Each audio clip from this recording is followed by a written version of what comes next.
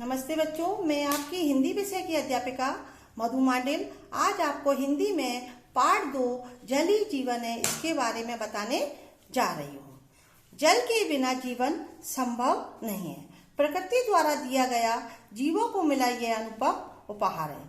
प्राचीन काल से ही जल को देवताओं का वरदान माना गया है। गंगा के जल को अमृत और गंगा को पतित पावनी कहा गया है। इस अमूल्य धरोहर का संरक्षण कर हम वर्तमान एवं भावी पीढ़ियों को सुखद, समृद्ध और खुशहाल रख सकते हैं। पृथ्वी पर उपलब्ध जल और वर्षा के जल को बर्बाद होने से बचाना, उसको संचित करना और उसकी सुरक्षा करना जल संरक्षण के अंतर्गत आता है। उसका संरक्षण हम और आप मिलकर कर सकते हैं। आवश्यकता है इसके प्रति सभी को सचेत होने की और इसके संरक्षण के लिए एकजुट होकर पहल करने की। भूजल अमूल्य है। हम स्वार्थवश जल स्रोतों का अंधाधुंध कर रहे हैं। धीरे धीरे हम इन स्रोतों को खत्म करते जा रहे हैं। बोरिंग अथवा नलकूपों के माध्यम से आवश्यकता से अधिक जल निकालकर हम प्राकृतिक जल भंडार को लगातार खाली कर रहे हैं। यदि हम चाहें तो थोड़ा सा धन, व्यय और श्रम करके उसका संरक्षण कर सकते हैं। भूमि के भीतर तो जल है, उसे अनेक विधियों द्वारा संरक्षित कर हम वसुंधरा का ऋण चुका सकते हैं। तो आपने देखा बच्चों, जल एक महत्वपूर्ण संपदा है। इसके बिना हम जी नहीं सकते। यह एक सुंदर उपहार है जिसे हमें ईश्वर ने दिया है। गंगा के जल को अमृत के समान माना गया है, लेकिन आजकल जल का अधिक दोहन हो रहा है, अतः इसका संचय करना अति आवश्यक है। जल संरक्षण के लिए पृथ्वी पर उपलब्ध जल तथा वर्षा के जल को बर्बाद होने से बचाना है। भूजल अमूल्य है, लेकिन इसका अंधाधुंध दोहन हो रहा है। बोरिंग तथा नलकूपों के माध्यम से आवश्यकता से अधिक जल निकालकर हम प्राकृतिक जल भंडार को खत्म करते जा रहे हैं।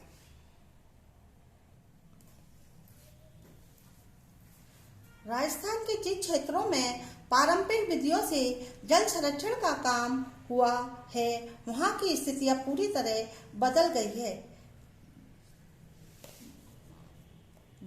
जल स्तर के बढ़ने से कुएं जी उठे हैं। हरियाली वापस आ गई है। धरती की उर्वरा शक्ति लौट आई है। फसल चक्र भी बदल गया है। अरावली की पहाड़ियों पर फिर से पेड़ पौधे उगने लगे हैं। जल संरक्षण के लिए हम सब मिलकर प्रयास कर सकते हैं, जैसे छोटे छोटे बांध बनाए जाएं, सूख चुके कुएं बावड़ी को गहरा कर उन्हें फिर से जीवित किया जाए तथा नदियों को आपस में मिलाया जाए इत्यादि। बरसाती पानी का संरक्षण अत्यंत आवश्यक है।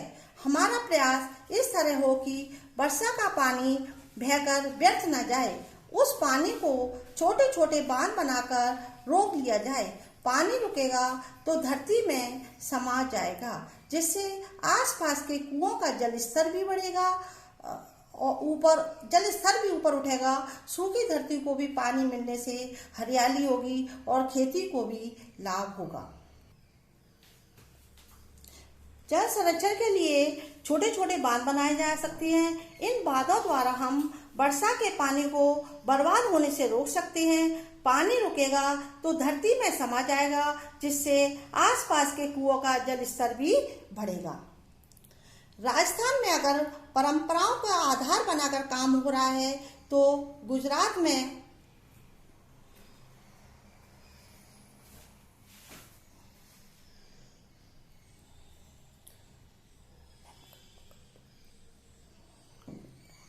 आज जबकि हर जगह पानी की किल्लत है, इस किल्लत को दूर करने का काम निश्चय ही प्रेरणा और अनुकरणीय है।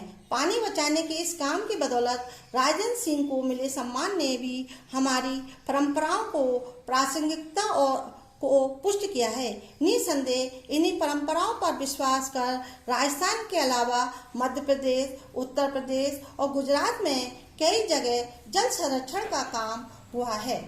राजस्थान में अगर परंपराओं को आधार बनाकर काम हो रहा है तो गुजरात में कुछ काम वैज्ञानिक तकनीक की मदद से भी चल रहा है।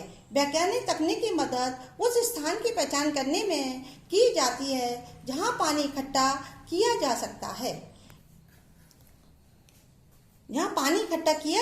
है। इस तकनीक का नाम है रिमोट सेंसिंग। इस तकनीक के माध्यम से धरती के किसी भी हिस्से का चित्र लिया जा सकता है। इन चित्रों में धरती की आंतरिक रचना स्पष्ट हो जाती है।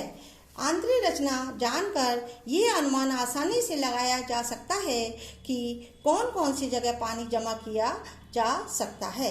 इससे यह भी पता चल जाता है कि जमीन के भीतर पानी किस गति से रिसेगा। राजस्थान, मध्य प्रदेश, उत्तर प्रदेश तथा गुजरात जैसे राज्यों में जल संरक्षण का काम हुआ।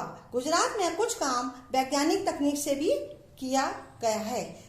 इस वैज्ञानिक तकनीक का नाम है रिमोट सेंसिंग। इस तकनीक के द्वारा धरती का चित्र लिया जाता है जिससे धरती की आंतरिक रचना स्पष्ट हो जाती है।